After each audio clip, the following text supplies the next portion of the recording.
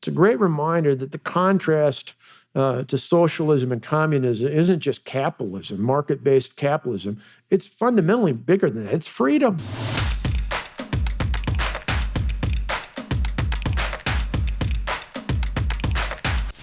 The reason I tell you all that tonight is not just because I love Reagan, which I do, that's obvious.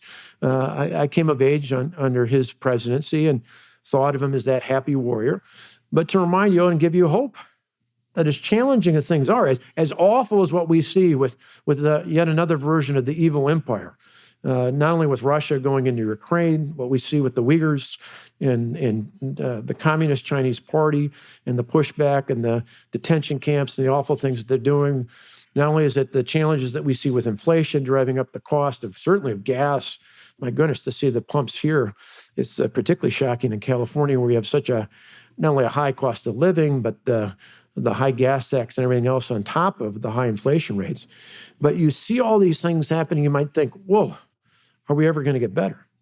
And the good news is we have a roadmap how to do that. Ronald Reagan did it. He did it because he believed in the American people. I hope one of the things you saw today at the Reagan Ranch was not just a little bit about the person that he was. People often, Ed Meese, who was his attorney general, used to say, you go to the Reagan Library to learn about the administration. You go to the Reagan Ranch to learn about the man. And you certainly saw someone who was very frugal, very down to earth, very normal, very rational. For a guy who was a movie star and arguably one of the most important leaders of the 20th century, you didn't get any of that pretense out at the ranch, particularly in the ranch home itself.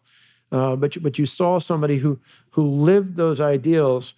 But I think part of that was not only who he was, but he had this just internal belief in freedom. I particularly think that's why he loved riding on the trails. It reminded him of the untapped potential of the American people. Wide open spaces, unlimited opportunity. He believed in you. And I think not only if you talk about Reagan when you go back, but just in general, whether it's in your debate class, what's going on in the college or university in the future, whether it's on social media, it's a great reminder that the contrast to socialism and communism isn't just capitalism, market-based capitalism. It's fundamentally bigger than that. It's freedom. What we stand for is freedom. Ronald Reagan wisely said many a time that freedom is never more than one generation away from extinction. It's something that doesn't get passed on to you because of your bloodstream. It's not in your DNA. It's something you have to stand up for and fight and defend, and then to pass on to you and future generations to do exactly the same thing. I was honored to be governor of the state of Wisconsin and to face some unbelievable challenges. We got remarkable things done for 8 years. But I'm so glad to be with all of you here, because as challenging as things appear to be, I am confident. I just know.